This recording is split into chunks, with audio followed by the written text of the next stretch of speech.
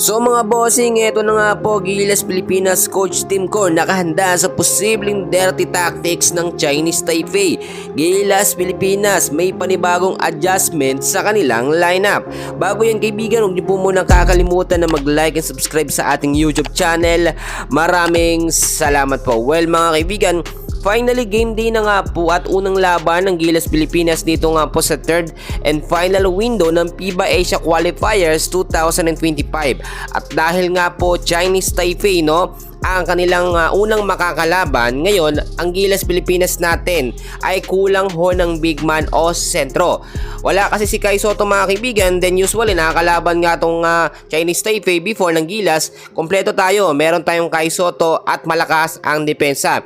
Naglabas na rin ng final lineup ang Gilas Pilipinas mga kaibigan, which is kung titignan ninyo, okay naman so far. Nandyan si Newsam, si Thompson, si Perez, Ramos, Obtana, Brownlee, Giambao, Malonzo, si AJ Edo, Junmar Fajardo, Carl Tamayo at si Japet Aguilar. Nakahabol po mga kaibigan, pero yung sinasabi natin si QMB wala ho, hindi ho naaprobahan or nakahabol sa lineup. Ngayon nga mga kaibigan, nangyayari yung sinasabi ko sa inyo na posibleng maging dirty tactics nga po nitong Chinese Taipei sa Gilas Pilipinas. Nung mga nakakalaban natin nakaraang tournament mga kaibigan o FIBA, ito nga pong Chinese Taipei, nagkaroon talaga ng sinasabi nating dikdikang laban.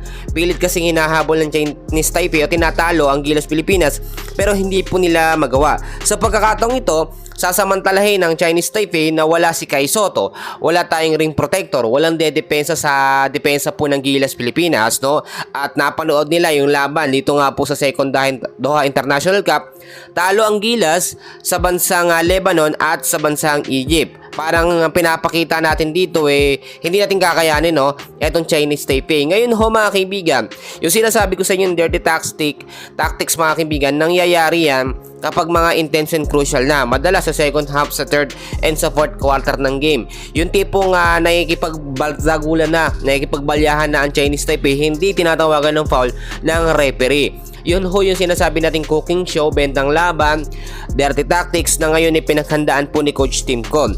Wala ho tayong twin tower, hindi mangyayari, pero mananatili ho ang triangle offense nito nga pong si Coach Tim Con. Magiging available po sa starting 5 lineup ng Gilas Pilipinas si Justin Brownlee, kasama yan Junmar Fajardo, si Dwight Ramos, si AJ Edo at etong si Scotty Thompson. So mga kaibigan, si Japet Aguilar posibleng gamitin yan pagdating ng second quarter o sa second half, sa third and sa fourth quarter ng game, para merong dedepensa. Hindi rin kasi pwedeng pagsabayin etong dalawang big man natin, si Junmar Fajardo at eto nga pong si Japet Aguilar, dahil wala pong magre-relieve o magpapalit kapalitan pagdating sa second half. Baka mapagod kasi yung isang mga big man natin.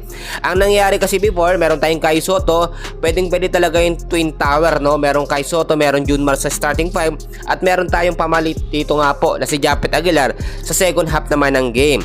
Mga kaibigan, mangyari man yung sinasabi natin na dirty tactics, nakahanda si Coach Tim Con. Anong paghahanda ba ang ginagawa ngayon ni Coach Tim Con mga kaibigan? Ito, sasabihin ko sa inyo, yung mga player ng Gilas, pinapaiiwas siya ni Coach Tim Con na masyadong magdikit o mag-rely sa galawan nga po ng Chinese Taipei. Ibig kong sabihin, kapag free ball ang Gilas Pilipinas, nasa atin ang bola, madalas mas maganda wag nang in-drive sa loob. Kung pwede naman available sa labas, itira, ipasok, mas maganda yun mga kaibigan.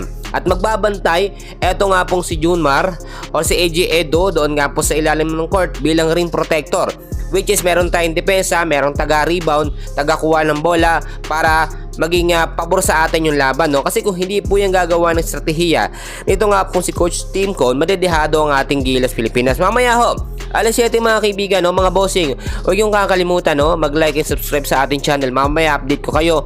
And please, huwag yung kakalimutan mag-like and subscribe sa ating channel bilang tulong na rin. Maraming salamat po.